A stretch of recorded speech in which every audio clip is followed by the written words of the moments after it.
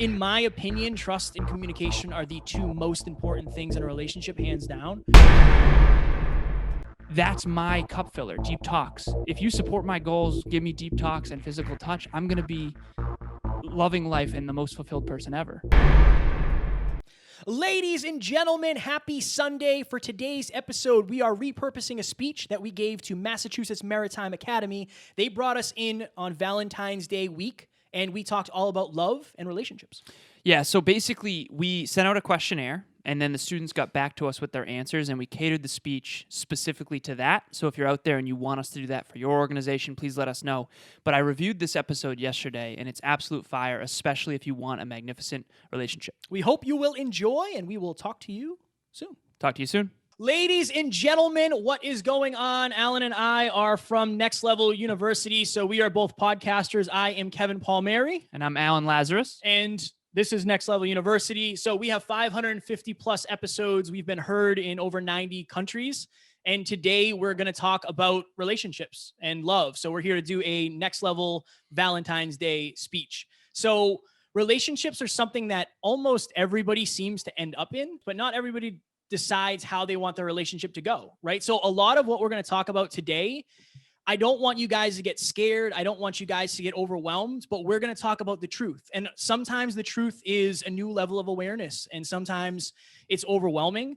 But having a fulfilling, amazing relationship is one of the best things in the world. And if you don't first decide and then secondly design a way to make that happen, it doesn't happen by accident. And then as always, Wayne, we appreciate you and love you, and we appreciate the opportunity as always. So to set the stage here a little bit, so we're going to speak to the top of the hour. So it's 6:02 right now. We've got a timer going, and we'll be here until 7 o'clock on the dot. Ask us questions throughout. There's 3 different ways you can ask us questions. The first one is you can type anonymously, privately to Amy in the chat, Amy Diaz on the screen there, and she'll basically ask us publicly. The second way is to just type it right in the chat, and then she'll do that. And then the third way is if you want to unmute your mic and just ask us a question. The key here is don't be afraid to interrupt us. We're trying to get through a lot of material in a very short amount of time, but seriously, like, just interrupt us if you want to ask a question. And also you can raise your hand on Zoom as well. Okay, so here we go. Lesson number 1. I believe that's Kevin's job. Switch it on over. And guys, if we lose the camera during this, we're just going to keep rolling and try to make sure we don't go off, because we want to make sure that we are here off time like we're supposed to be. So we'll see what happens. Hopefully it won't happen again. So you can only love at the level that you know. Okay, so I'm going to talk about some self-awareness here. Now, the way this is going to be framed is, as you guys know, or maybe you don't know, we sent out a questionnaire, and we basically created this thing custom to your answers. We went through the questionnaire and said, okay, what do these students need the most? And we completely customized it that way. So I'm actually going to read off the question. I'm going to read off the answer anonymously, and then we're going to give our takeaways from that. So the question was, how is the quality of the relationship you have with yourself on a scale of 1 to 10? This person said a 7 to 8. I easily doubt my ability to learn or outsmart others. I am a perfectionist. I constantly compare myself to others. I have a hard time accepting my flaws. I will burn out taking care of everyone else before my own needs. Okay, so what jumps off the page here to me is the possible lack of self-awareness. So if I was to see that answer, I easily doubt my ability to learn. I'm a perfectionist. I compare to others. I have a hard time accepting my flaws. I wouldn't say, and I wouldn't guess that your level of love, the relationship you have for yourself, is a 7 to an 8. I just wouldn't guess that. I could be wrong, right? But you have to understand that your level of self-awareness is going to determine most of the relationships in your life. It's also going to determine what you allow for yourself. So most people don't know what a good relationship actually is, never mind an extraordinary one. So if I look back into my past, I can see a lot of times in my life where I thought I had a really good relationship, not only with myself, but with whoever my partner was at the time. I used to be very, very insecure. I used to lack confidence for sure. I've had a lot of that. The doubting I've never really had the perfectionist. I used to compare myself to people all the time. I had a hard time accepting my flaws. I'm 5'4" on a good day. That has always been hard for me because he's a giant. He's a big human being. So that's always been difficult for me. But becoming aware of that is a huge game changer, especially if it's something you can't change. So looking back into my past, I had a relationship probably 6 or 7 years ago, and I thought it was amazing because it was really good compared to the other relationships I had. Now, in reflection, it was pretty bad. Like, there was some verbal abuse thrown my way. Things just weren't great. But my awareness of what a great relationship wasn't there. Now I have an amazing, amazing relationship with a super supportive woman who believes in me. She believes in the mission. She's there to support me. It's amazing. Now I can look back with reflection because my awareness is higher and realize, oh, you know what? Those other relationships weren't as good as I actually thought they were. How self-aware are you actually? And again, I'm not picking on this person. I appreciate the courage and the bravery. And this is the other thing too. You're more likely to put a higher score in something that you know people are going to read. So maybe this person said, you know what? I'm going to put 7 or 8. I just want you guys and gals to be very, very honest with yourselves. You have to be very, very honest because you guys know yourselves better than anybody else does. I don't know you that well. I want to get to know you better, but you're always going to know how aware you are compared to what I know about you. So drop your ego and be vulnerable. We're going to talk about vulnerability a lot today, but drop your ego. I had to drop my ego and admit, you know what? I am insecure about this. You know what? I lack confidence here.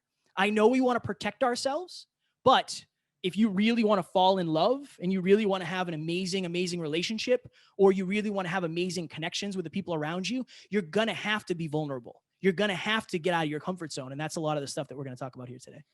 I think one thing I want to say before we move on here is that we all have what Kevin and I have started referring to as a personal development set point. So every human being has what we believe 4 facets of who they are. You have physical, you have mental, you have emotional, and spiritual.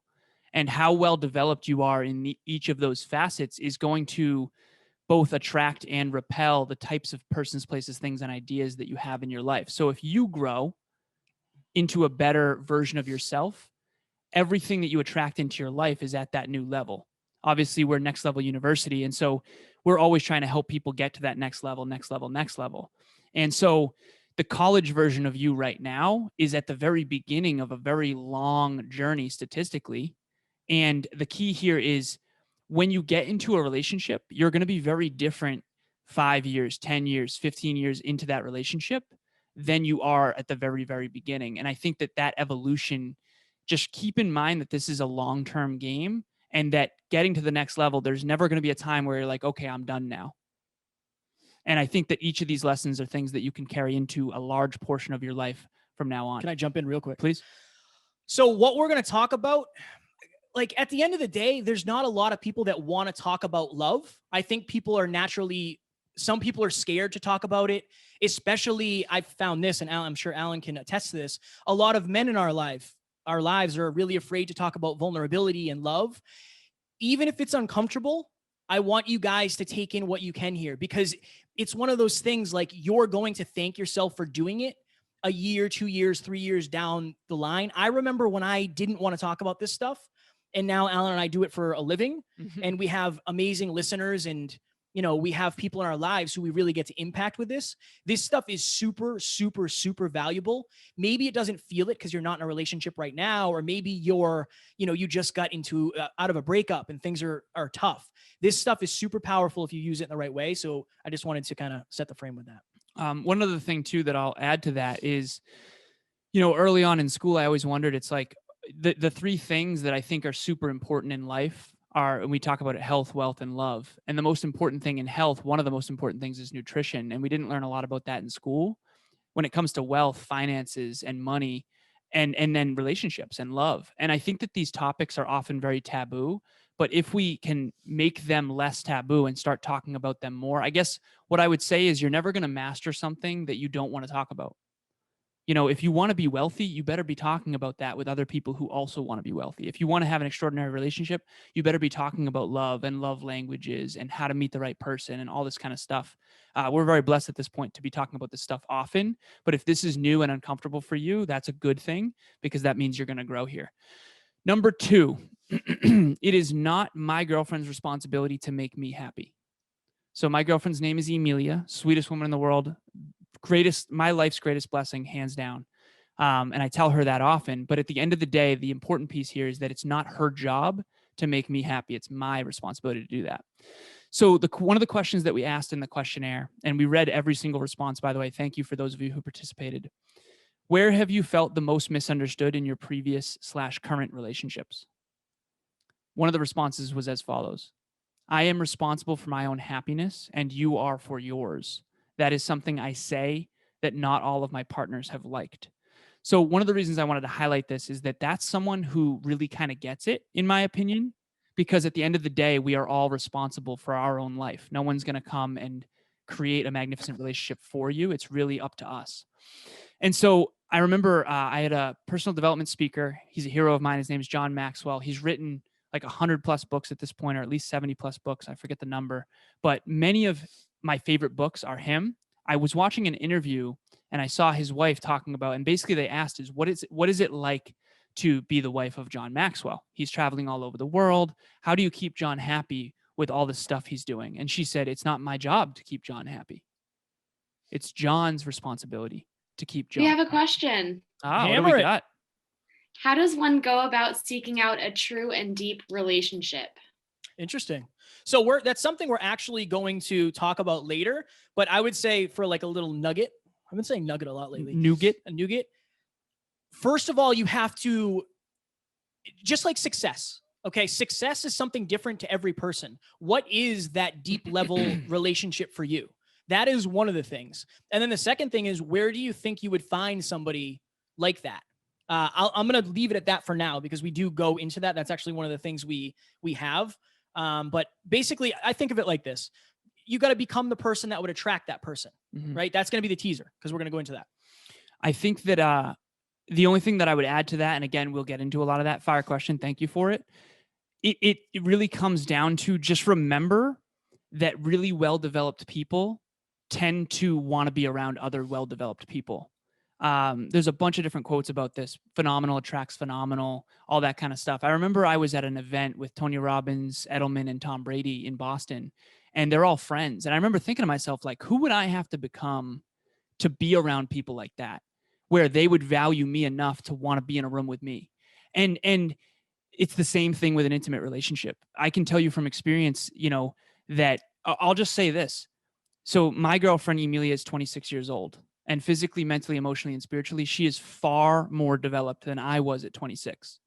So me at 32 years old can attract and sustain a relationship with someone like her, but me at 26 definitely couldn't. And that's just my own awareness. I mean, if I was 26 right now, some of the things I was doing and some of the ways I was, some of the ego I had at that time, and I'm not making myself wrong or anything, I just don't think she would have been attracted to that type of man at that time. And so just remember that all of your friends and your intimate partners are actually a reflection of you. And if you're growing and getting better, you're going to attract more high quality human beings. Everyone's intrinsically the same value from a spiritual perspective. And I don't want you to judge people, but that doesn't mean everyone's aligned. And if you're super growth oriented and you want to learn this stuff, you're going to probably attract someone who's also that way. Far. Oh, thank you, brother. Oh, okay. So basically the point of this lesson here, at the end of the day, it's my responsibility to make sure that I create a fulfilling life. And we'll talk about this later, but there's no one size fits all to what that looks like. And so Emilia may be my girlfriend, but it's not her responsibility to make sure that I'm happy. She can obviously support me. She can support my goals. She can help me self-reflect. She can ask me good questions. We can spend quality time, all of that. But at the end of the day, if I'm unfulfilled, it's my responsibility to figure out why that is and then to make that adjustment. And so the action that I'd like you to take here is, and write this down. So 3 columns. Draw 2 lines down the papers, 3 different columns. First column is, what do I consider to be the most fulfilling things in life? And just write everything you can possibly think of. Okay, maybe it's painting. Maybe it's being an entrepreneur. Maybe it's business. Maybe it's podcasting, whatever. Okay.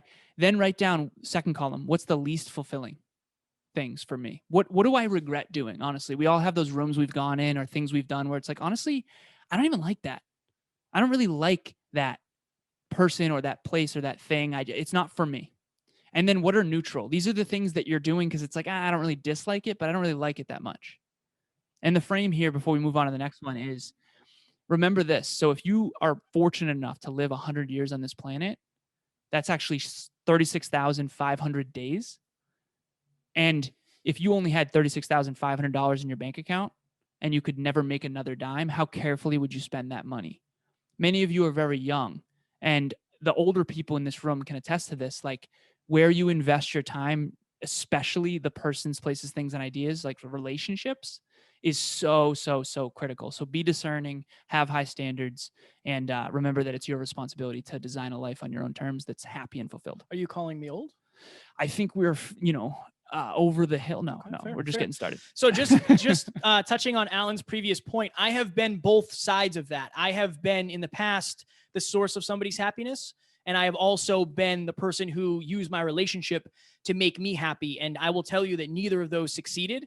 It's very important to have happiness and fulfillment and joy sustainably on your own. That's the other thing too. We don't have this anywhere in the presentation, but when you go into a relationship, it should be, what can I bring to this relationship, not what can I take from it, right? You want to bring your personality, your heart, whatever it is, whatever you value about yourself. Think of it that way. You shouldn't be taking happiness from a relationship. And honestly, you shouldn't really be bringing it either. It should be support and conversation and growth. So, excuse me, I think that's an important thing to talk about. Real quick thing. Yeah, I guess. I think that happiness, fulfillment, and joy can be a byproduct of a great relationship, but it's not necessarily the goal, if that makes sense. Two people that are aligned and meant for each other, I believe that them spending time together and growing together and talking, the byproduct is fulfillment. And I think that if happiness and joy is the goal, you might be a little bit clingy, for lack of better phrasing, and probably scared to leave. Clingy. All right. I like it. I'm terrified. I keep looking because I'm terrified the camera's going to jeff us. I know. So number 3, are you acting intentionally or are you relying on luck? So one of the questions we asked was, from 0 to 10, based on who you aspire to become, how hopeful are you in your ability to have a successful relationship? The answer, I'm more certain than not that it's possible, but not particularly, it's a tough word, convinced. Time will tell. So very similar to what Alan and I said in regards to the question. If you want a next level relationship, you must become a next level version of yourself first. So my girlfriend, Taryn, and I are in love and everything is great. What a lot of people don't know, because they don't know our full story, is we dated 4 or 5 years ago. And I was not the next level version of myself. So Taryn was too intelligent, I don't want to say too intelligent, but honestly, she was levels above me.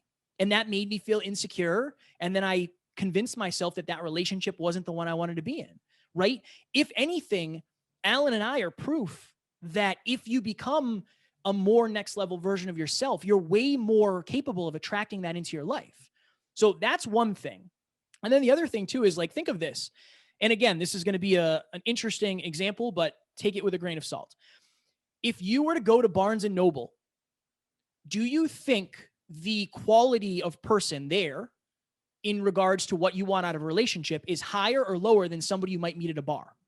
Again, everybody goes to bars, but not everybody goes to Barnes and Noble, right? So just imagine that. That's you acting intentionally. Like, have you ever heard anybody say, like, I'm going to go pick somebody up at Barnes and Noble today? That probably doesn't happen that often. But if you're somebody who values intellect, that's what Taryn and I did on Valentine's Day. We went to Barnes and Noble, and that was a really nice thing. But I want you guys to understand that at the end of the day, your value as a person is going to determine the value that you can attract. And I don't mean that in any way intrinsically. Everybody's a great person, but the level that you can attract into your life in the form of a relationship is going to depend on you. So what are you doing every day to improve? I applaud you all for being here, because this is something, right? This is something amazing. Now, if we had a room of 1,000 people, I bet you there's somebody in that room that could potentially be a partner for you, because you already know you have this core value together. Okay. When it comes to health, wealth, and love, I want you to figure out where you're at and what is one thing you can do to improve those things. I think this is why people tell other people to go be single, because when you're single, you start to reflect and you start to figure out, you know what? I had a temper in that last relationship. I think that's something that I need to lose. Or I wasn't as patient. or I kind of lost myself in that relationship. I think what you do is reflect from a higher level of awareness, and then you have time on your own to fix that or to change that or to improve that, however you want to put it. So that's what I would say in terms of taking action. Alan and I always want to give tangible takeaways. When you leave this, we want you to have some things that you can do in practice. That's what I would say. Figure out where you're at in terms of your health, whether that's physical, mental, emotional, or spiritual, your wealth in terms of, are you on the pace that you want to be for your career? And then your love, self-love, vulnerability, all of that stuff. And then figure out one thing you can do in each to move to the next level. One I thing have a that question. Hammer that thing. Can you be too lenient in a relationship? Can you be too lenient? Yes. Like leaning on the other you can definitely rely on the person way too much. I think they meant too lenient. In other words, like low standards. Oh, I'm thinking lean as in lean, like lean against. Yeah, that's what I'm getting. That's what I'm kind of thinking too. For, oh no. You accept. Go ahead. Like not strict. Oh yeah. That's what they mean. Okay. It's gonna thank you for that save. It's going to depend on your standards. That's up to you. Yes, you can, for sure. Yes, you can. It depends on what your standards and what you're willing to accept. You definitely can be too strict or you can be too lenient. But I think it's personal to everybody. Mm-hmm. And I think you kind of know, is it aligned? Is the action of your partner aligned with the person that you want to be with who you are and what you value, and with what you want your relationship to be? I think that's probably the question to ask. Great answer. I think this goes with what I was about to say, which is I want to, for everyone in this room right now, I want to help reframe what we mean by value and what we mean by the next level. So there's two people. I want you to imagine there's two people, and they each buy a home. It's in the same neighborhood with the same amount of land for the same price. One of them is every day going out and redesigning the kitchen and redoing the sinks and landscaping and knocking down trees. And what happens with some homes is they appreciate in value, which basically means they become more valuable over time. But let's say the other person just let the house go, didn't redo the roof, didn't have any gutters, so water was leaking into the roof and mold, and maybe there was rodents. Like, the person didn't upkeep the home. I know this might be hardcore, but I wanna bring this to the table. Human beings are the same way. If you do not work on improving yourself, your value depreciates. If you do work on yourself and work on improving yourself, your value will appreciate. In other words, it will increase in value. Just like you work on a home to make it more valuable, you can work on yourself to make yourself more valuable. Spiritually, I believe in human beings so much. And I believe we all have the same intrinsic value. But when it comes to an intimate relationship, and to answer the question that Amy just asked, which is basically, or Amy asked on someone else's behalf, which is, can you be too lenient? Yes, you absolutely can. And I have been far too lenient when it comes to what is and is not aligned. If you want a magnificent life, you're going to have to say no to people who don't. Emilia and I want to achieve success at the highest possible level. We have core values, goals, and beliefs that are very, very, very aligned. And we work in perfect harmony, not always, but most of the time. And if I could go back in time and teach my younger self something, I would say, Alan, I want you to not judge others. I don't want you to be mean. I want you to always be kind, but I want you to be more discerning. I want you to be more discerning with who you spend your time with. Benjamin Franklin has a quote that he talks about often. He says, if you lay down with dogs, you will end up with fleas. Benjamin Franklin said that, not me, but it is true. And so you got to be very, very careful of the standards you set for the rooms that you're in and the people you're around. If I could go back in time, this is nothing against anyone I was friends with or anyone I dated. They're all wonderful people in their own right. But at the end of the day, they did not want the same life that I want, and they were not always fully aligned. And that's on me. That was my choice. So that's the thing, is it a 10 out of 10 of alignment? If not, let's figure out why not and try to get a little closer to 10. And then real quick, I think that when somebody says they're not certain about the possibility of a relationship, I think it's one of two things. One, you're not sure you can attract somebody and keep that person, or you don't believe there's somebody out there for you. I know for a long time, that's the way Alan felt, that there wasn't somebody out there necessarily that would mesh up with him and his goals and his ambitions. If you don't believe that, you won't find it because Right. you won't be looking in the right places. And even when it shows up, you won't capitalize on it because you won't believe it's a thing. So you have to first believe that it's possible before it ever will be. This studio, this podcast, this presentation, this speech, we believed all of this was possible long before it happened. And that's the only reason we're here today. Yeah, absolutely. And just to add to that before we move on, then we got to crank Yeah, we actually. gotta crank. So there's 3 beliefs you must have to achieve anything. 1, you must believe it's possible. You must believe it's possible for you, and you must believe it'll be worth it.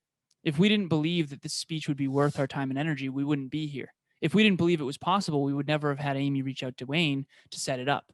You have to believe your partner's out there.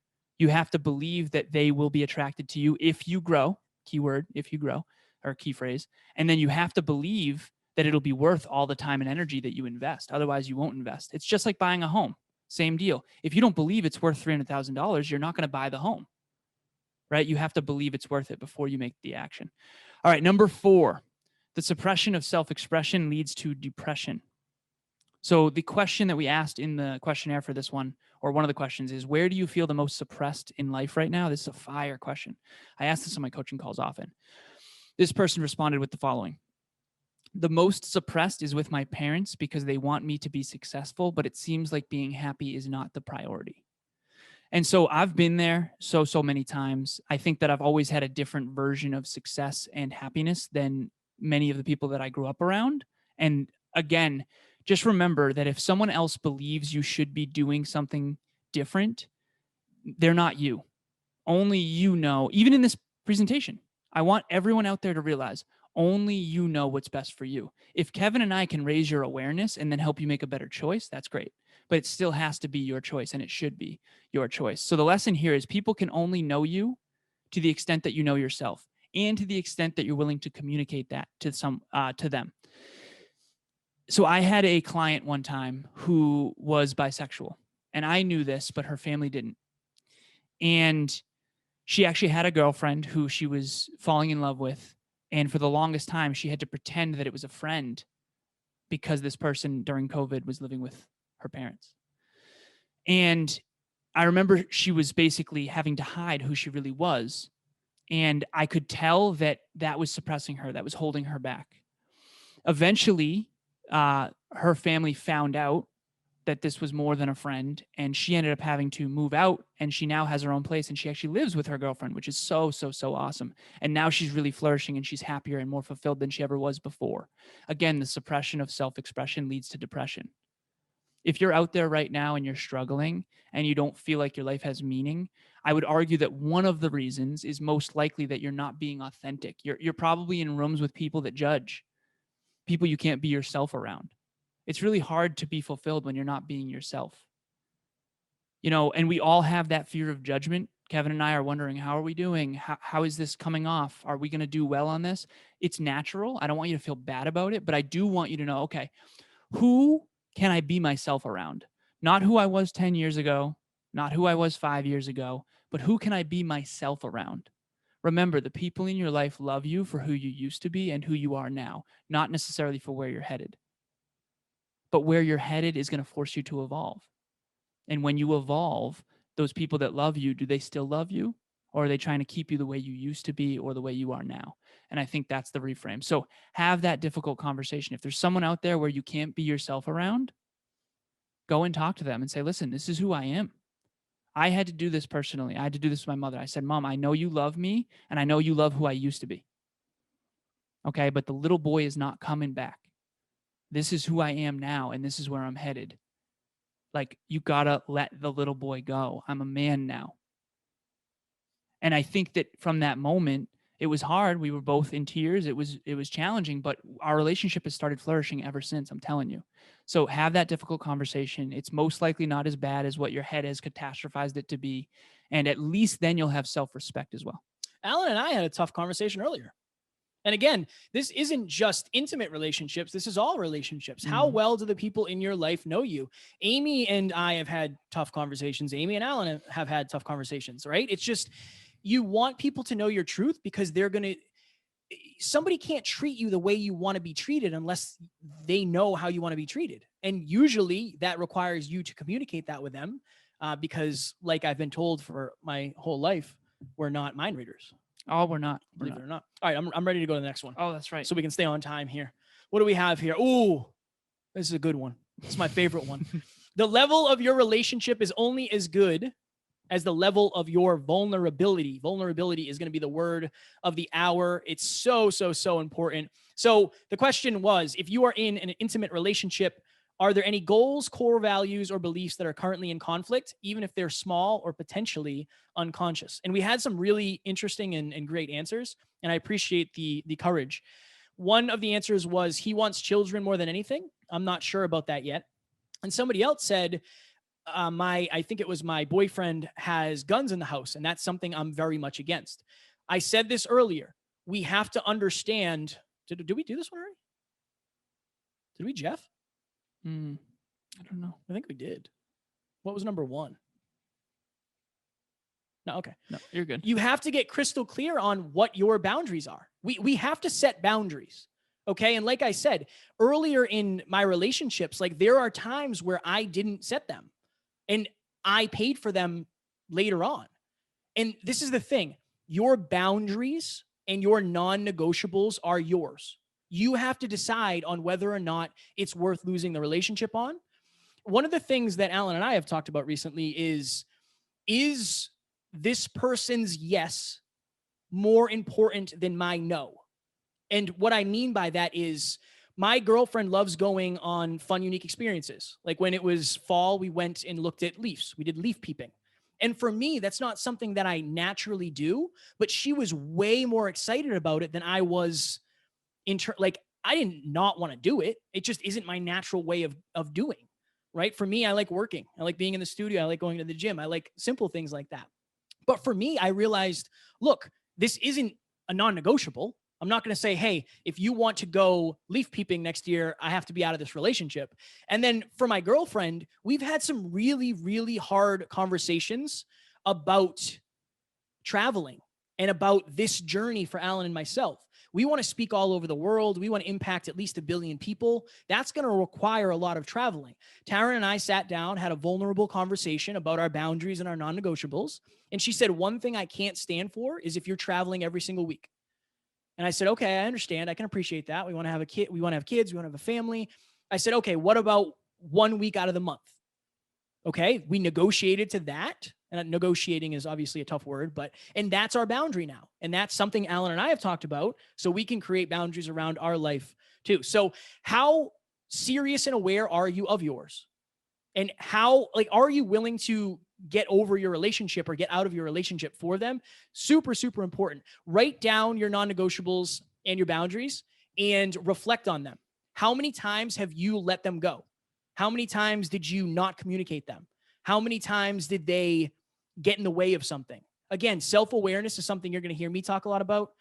We used to be the Hyper Conscious podcast, so it's only fair that I talk about it. For sure. The only thing I would add here is, and I told Kevin I would talk about this briefly, sometimes you have to choose between self-respect and being liked by others. This is like a really hard one, but think about it this way. If you're going outside of alignment with your core values to appease someone else, you're taking a self-respect and self-love hit to try to gain love externally. That's very much a losing game.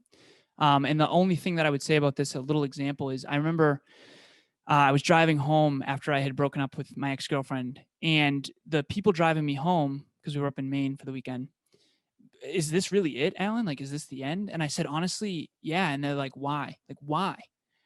And I said, I don't think that I can. Basically, I told them this. I said, when it got to the point where it's like I can be in love with this person or achieve my dreams, that when it became an or instead of an and, I knew my answer. I got to the point where I no longer believed that I could achieve my dreams and be in that relationship. And now in hindsight, that's kind of blatantly obvious to me. But that's the thing. Sometimes you have to choose yourself over someone you love, not because you don't love them, but because you can't win the game of losing self-love and self-respect for the rest of your life. We've all been guilty of that, but just remember that throughout this whole presentation. Number 6, there is no one size fits all approach to love. We are all unique. We all have unique goals, core values, behaviors, and beliefs. And so there is no one size fits all. That's why I always say, be a good student, not a follower. Take what we say and make your own choices with it. We don't want you to do what we say. We want you to do what you believe based on what we say. So the question here in the questionnaire was, how do you typically show love to others and how do you prefer to receive love? And this person gave a response, spending time with them and making gifts for them. Again, how do you typically show love to others and how do you prefer to receive love? All of us would probably have a somewhat different answer to that because we're all unique. Okay. There's a book by Gary Chapman called The 5 Love Languages. If you have not read it, I highly recommend it. I remember actually after that relationship that I just told you about, I found out about this book and I realized, I was putting major time into minor things. In other words, the things that she cared about most, quality time, was the one thing that as an entrepreneur I had less and less and less of over the journey. When I first met this person, not my current girlfriend, but my ex, we were spending tons and tons and tons of quality time together. The podcast was early on. We were only doing one episode a week. We were going fishing and ice skating. Right. It was honestly amazing. And one episode a week is a lot different than 5 episodes a week and all that. And everything's proliferated since then. But basically on the entrepreneurial journey, for anyone who is an entrepreneur, you know that time is a thing it becomes very challenging to spend a lot of quality time. And again, that's why Taryn and Kevin with the traveling thing, you got to say that stuff up front. But here's my point. The 5 love languages, they are words of affirmation, quality time, physical touch, gift giving, and acts of service. Emilia and I do something called relationship talks. We're actually 17 weeks in a row where we talk about relationships, and we've come up with a lot more. One of them is deep talks. So Emilia and I, our love language for sure is supporting each other's endeavors and deep talks. We talk leadership. We talk about life, physical, mental, emotional, spiritual, all the time. It's constant. It's always happening. And that for us is how we like to give and receive love. We like to help each other get better. And that's the thing. Are you focused on the love languages that you know your partner embodies, what they care about? Right? For me, you can give me gifts all day. I don't think I'm going to care nearly as much as I love holding hands. I love snuggling. I love hugs. I love kisses and physical touch and beyond that as well. So that's my cup filler, deep talks. If you support my goals, give me deep talks and physical touch, I'm going to be loving life and the most fulfilled person ever. But if you're just giving me gifts and just spending time, that's maybe not enough. So everyone's unique. Everyone's different. You got to know yours and you got to know your partners if you want to succeed. So my question for you is, do I even know my partner's love languages? And am I fulfilling them consistently? Do I even know my love languages? And am I fulfilling them consistently? And the action, sit down with your partner and find the order of most importance. This is what we often do in relationship talks. So we have like 12 or 15 of them and we rate them from 0 to 10 on how important they are. Amy, you're smiling. Hi, What's going on? Yeah, we have a question and I tried to interrupt you. Okay, let's rock. How do you communicate to someone how you want to be treated? Go ahead. I think that first you have to have clarity on how you want to be treated, and then you have to understand how to communicate with this other person and its practice. So I would say this: get absolutely clear on how you aspire to be treated.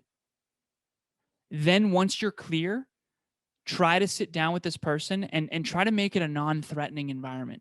So Taryn and I, we were going to talk about this, but we'll do it now because it's a great question. Emilia and I and Taryn and I. Can you jump to it? Yeah. Is it number 7 by any chance? It might be. Yes. No, it is. Yes. Okay. All right. So let me just jump to this because this is going to really go through it, and then Alan and I can add as much value as we can. Cool. So number 7, stitches work really well, but what if you just avoided the cut altogether? The question was, what do you perceive as the biggest challenge in your current relationship? The answer: trust on different accounts, loyalty on his end toward me, maturity and rationalization on my end. Okay. So like Alan was just saying, you have proactive conversations and you have reactive conversations.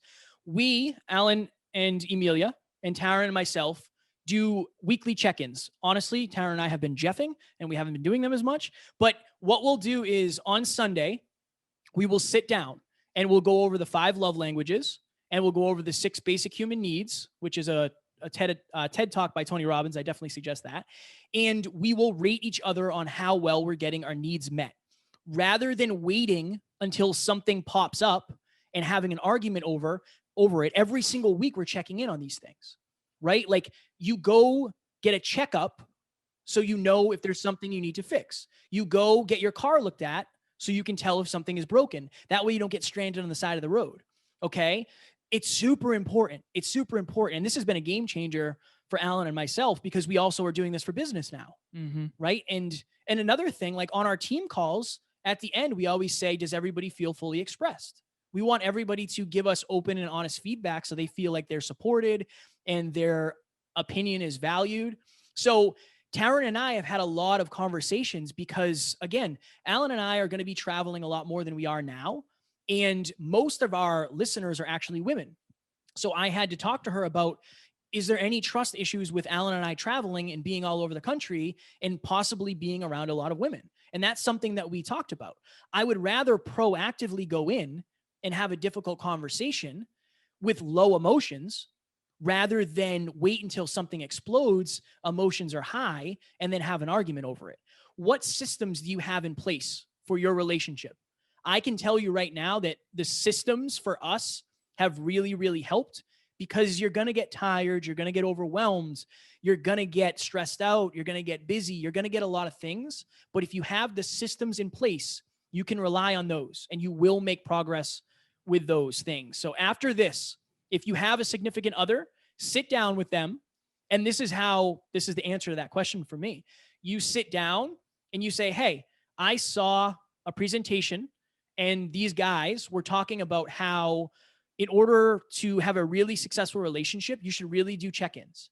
Is that something you're willing to do? Boom. That is your opportunity to proactively bring that up. That way you don't have to suppress that anymore. And you can consistently bring the truth. And the other thing is, you're going to realize very quickly whether or not your partner is as into growth as you, right? This is like a growth thing. The point of a relationship is to grow. And if your partner wants to do that, these check-ins are really going to be beneficial for you. So the only thing I would add to that, and that was strong. I'll give you one of my cheat codes, and this is what I do in my relationship. So is there anything about me, my character, or our relationship that's been bothering you lately that you wish didn't, but it still sort of does? This gives her permission. So Emilia and I talk about the pesky bugs. The moment you plant a garden, the bugs are going to start to take it. And that's the same with a relationship. Picture your relationship like a beautiful garden that you have to nurture. You have to water it. You have to have the right soil and the right sunshine and rain and all that stuff. The bugs are going to come. The weeds are going to come. You have to find them and pull them out. You have to get the bugs off your garden. And so these questions are uncovering the bugs. So to answer that person's question, and thank you for asking it, sit your partner down and say, is there anything about me, my character, or our relationship that bothers you that you wish didn't, but it still sort of does? What you're going to hear is probably going to be challenging, but that's okay. Sit in that, take the feedback, learn from it. Okay. Now, what's going to happen is something called the reciprocation bias. They're going to probably ask you the same question after they feel heard. That's the key. Let them express, let them feel seen, heard, and understood. Once they do, they'll probably ask you the same thing. Now you can communicate to them how you actually want to be treated. These conversations change lives. Having deep, meaningful conversations. Like Kevin and I don't often talk about the weather or about sports teams. We're talking deep, meaningful stuff. And that's nothing against sports teams or any of that. But I think the important thing is go into the depths with your partner. If they're the intimate partner, let me ask you this. Does your intimate partner know you better than anyone else on earth? Mine does for certain. Next closest is Kevin. If that's not your answer, then that means you probably need to go deeper, have more deep talks. And I think you'll uncover ways to communicate to your partner how you want to be treated, or they'll uncover it from you. Remember when I pulled a 3? Oh, yeah. I pulled a 3. So one of the things was Love and Connection, and Alan and I had co-hosted an event, and I wasn't there for my girlfriend as much as I promised her I would be. And I got a 3. On a scale of 1 to 10, how much do you feel loved and connected? 3. Very painful.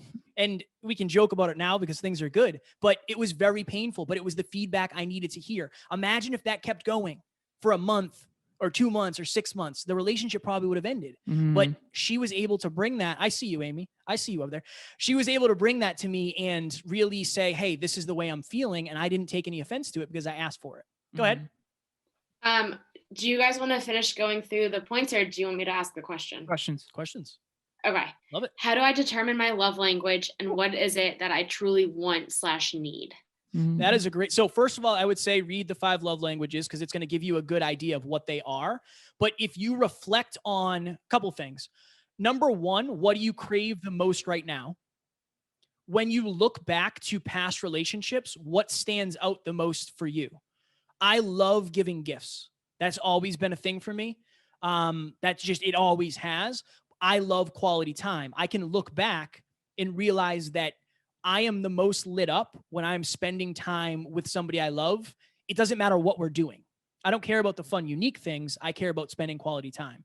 So I think you just have to look into your past and your current feelings. Like, what would you rather be doing? Would you rather be spending quality time with somebody? Or would you rather be doing things with physical touch? Does somebody saying, hey, I'll take the trash out or I'll do the dishes, does that really light you up? That's an act of service. Do you crave gifts? Does it make you feel really good? Words of affirmation. Do you like feeling, or do you feel beautiful when people tell you you're beautiful or you're handsome or you're in good shape? I think you reflect. I think you reflect on your past experiences and see what jumps out. What was the second part of that question, Amy? Felt like a 2-part one. It is. What is it that I truly want or need, or want and need? Yeah. I think the TED Talk by Tony Robbins. So Tony Robbins, Tony, Robbins, Robbins. You can Google it. I think maybe someone just put something in the chat. I don't know if that's it, but the 6 human needs. What do I need/want? I think you need to understand how you're wired. I'll just go through them very briefly and then we'll move on. Certainty. Second one is variety. Third one is significance. Fourth one is love. Fifth one is growth. And sixth one is contribution. So I used to be very significance driven, make me feel significant and I'll feel loved. Now I'm much more growth and contribution driven. So you gotta kind of do that analysis for yourself in terms of knowing what you want/need. And you also want to understand your partner as well. Regarding the love languages, yeah, like Kevin said, reflect. What were the most fulfilling times in my relationships? If it was traveling with them, I guarantee you're probably pretty variety driven and probably quality time driven. If it was intimate and sexual, that's most likely an indicator, right? You just got to be self-aware and really spend the quality time with yourself to actually reflect on your past. Like, okay, likes, loves, and dislikes. What did I love about my last relationship? What did I like? And what did I dislike? And then you're going to extract from that what your love languages really are. And then also understand, I'll hammer this quick, that just because you like something doesn't necessarily mean the person likes the same thing. So we tend to give love in the way we like to receive it. So that's also an important distinction. Mm-hmm. And you have values that, like Kevin mentioned, I like to give gifts. That doesn't necessarily mean he wants to get them. I try to give Alan chocolate snacks all the time. And he refuses to but take I'm them. fasting. Brutal. But seriously, that you have receiving love languages and then you have giving love languages. So it's not just getting physical touch, it might be giving it as well. So you got to be aware of that also. Number 8, we got 10 minutes on the clock, 11 minutes on the clock. Yeah, we're going to be okay. Number 8, obligers need to be careful. All right. So the question, how do you typically show love to others and how do you prefer to receive love? We already mentioned that. I don't give up on anyone. If they love me for something, I will find a way to love them too. Okay. Powerful. And I do love it. But I want you to be careful. And here's why. There's a book called The 4 Tendencies by Gretchen Rubin. We're hoping to have her on the show at some point. And there's 4 tendencies basically that she describes, obviously, in that book. And here they are. There's an obliger, there's a rebel, there's an upholder, and there's a questioner. I'll go through them briefly. An obliger is someone who does way more for others than they're willing to do for themselves. An upholder is someone who's good at doing things for others and for themselves. A rebel is someone who can't do good things for not... Okay. A rebel is someone who doesn't tend to uphold obligations to themselves or others. They're kind of like free spirits. They don't really like they don't like structure. Okay. And I've been in a rebel phase for sure in my teenage years. And then you've got a questioner. A questioner is someone who's typically an intellectual who questions everything. They have to know why they're doing what they're doing before they'll do it. I'm a questioner for sure. And I think I've kind of grown into an upholder. If you're an obliger, I want you to be careful because obligers tend to overpour in others at the expense of themselves. There's a book by Ayn Rand called The Virtue of Selfishness, and it reframes this idea of selfish versus selfless in a really unique way. And Emilia got me to really work on this because I do tend to overpour into others at the expense of myself. I'm very service driven. And I can sometimes burn myself out when I don't take time for me. So she basically asked me, she said, Alan, what if what's best for you is what's best for others? If you live a virtuous life and you're a really good person and your main focus is to grow and contribute at your highest level, then maybe you staying at home reading a book on a Thursday night instead of going out to do that other thing with that person who invited you out is what's best for everybody in the long run. And so if you're an obliger and you tend to always want to do stuff for other people and you tend to appease others, that's the real question I would have you ask yourself. How much am I appeasing others at the expense of my own self-respect? If you seriously sit and answer that question, I promise you there's areas. And same with me. Where am I? Okay. Oh, go ahead. Finish your question first. Go ahead. Okay. Is it true an overthinker must date a great communicator, or is it just recommended? Interesting. Fire question. What was it again? So sorry. Is it true an overthinker must date a great communicator, or is that just recommended? Wow. I don't necessarily know that it's a must, but I think everybody needs to date a good communicator. I think both parties need to be a good communicator, regardless of whether you're an action taker, an overthinker, a procrastinator, a perfectionist. You need to be able to communicate whatever your flaw is at the deepest of levels. And you need your partner to reciprocate that, make you feel like you can talk about anything vulnerably and without judgment. So maybe it's recommended. I don't know. I don't know the science behind it, but I would say, in my opinion, trust and communication are the two most important things in a relationship, hands down. So I would say good communicators it's just a must. Yeah. The two things in every intimate relationship that I think are most important are trust and then communication. So trust and safety is the foundation, and then good communication keeps trust and safety, and they feed each other. I agree with Kev. I don't think it's easy to sort of blanket statement that. I think there's yin and yang. I think there's masculine and feminine. We don't have time to get into a lot of that, but I do think that communication is necessary no matter what. And trust and safety over time will come through great communication, I believe. Also, so Alan was talking about obligers. In the book, Gretchen says that the estimate is 80% of people are obligers. So yeah, thank you. Yeah, for sure. That's important. Know thyself. Most people. Oh, and remember, we all have all four tendencies. Yes. It's just to what extent. Right? Just like physical, mental, emotional, spiritual, we all have all four. It's just which one is your heaviest. Okay, the action I want you to take, write down which one you tend to be, an obliger, a rebel, an upholder, or a questioner. And then figure that out for your partner as well. And now you can go in understanding them at a deeper level. Fire. Numero nueve.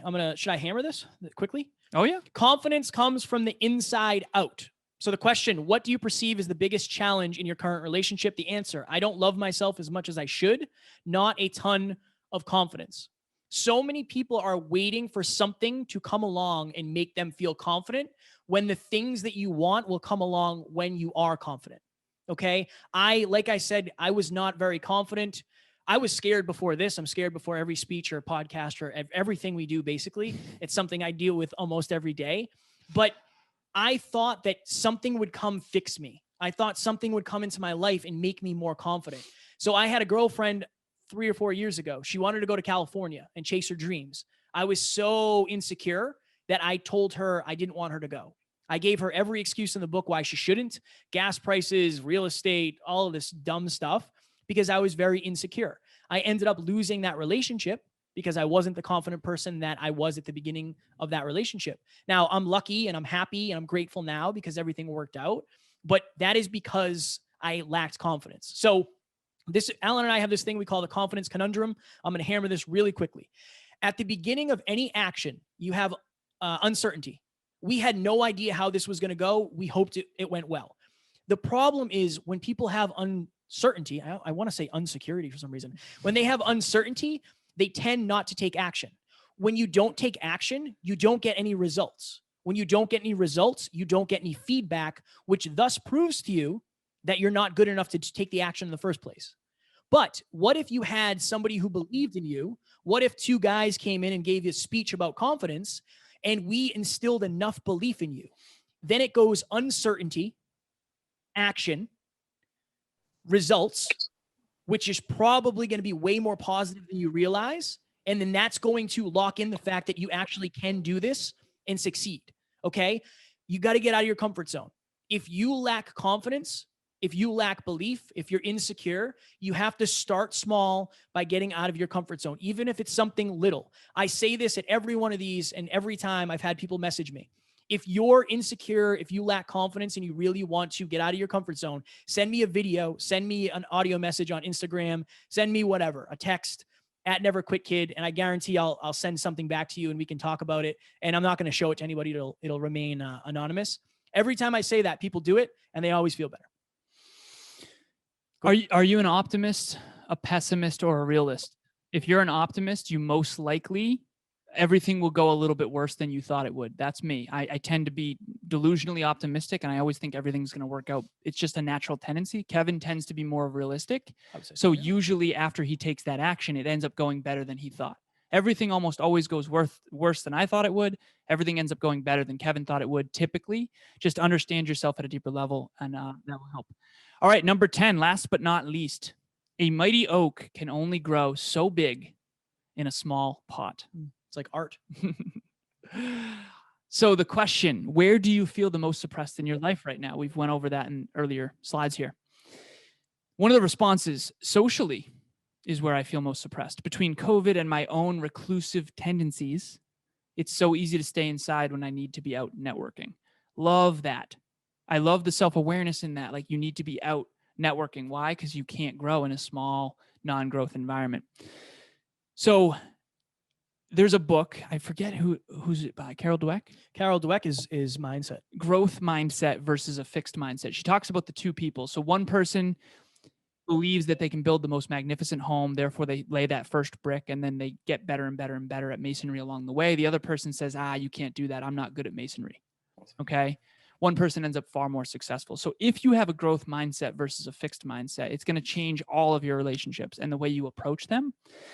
In any relationship, I believe all conflict comes down to one of the following three. You either have a goal in conflict, a value in conflict, or a belief in conflict. So I want everyone to imagine Emilia and I decide to drive from Boston to Los Angeles. She wants to go the northern route and I want to go the southern route. Okay, that's a belief in conflict. She believes the northern route will be better. I believe the southern route will be better.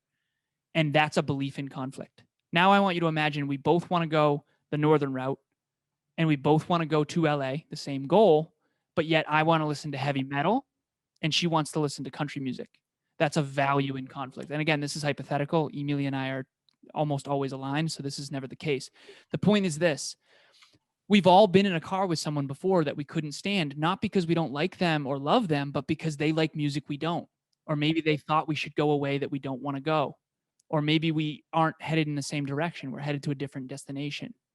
If you have completely different goals than someone, you have completely different core values than someone, and you have completely different beliefs than someone, that relationship is always going to struggle because it's going to be very hard to work in perfect harmony. So the question is, how do you identify where there's conflict?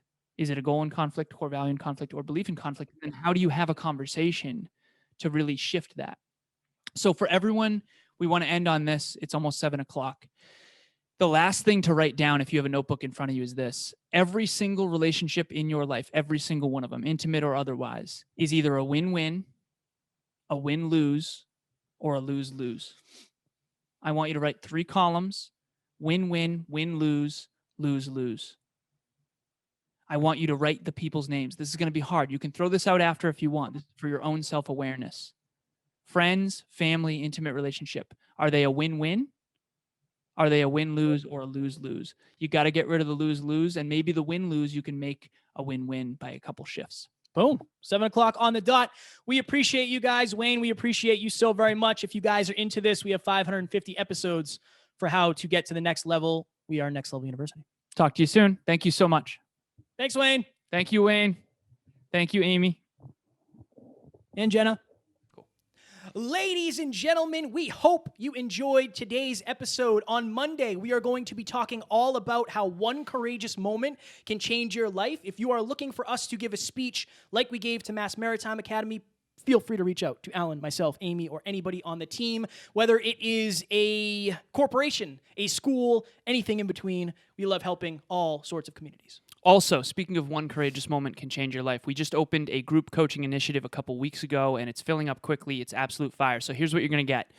You're going to be in a group of 10 people, and it's going to be a 90-day boot camp sort of thing. You're going to have bi-weekly coaching calls with Kevin and myself to answer any questions you have and to get you clarity and consistency. You're going to have your own system of success. You're going to have bi-weekly progress reports, and you're going to be in a WhatsApp group with your accountability group. What could your life look like in 90 days?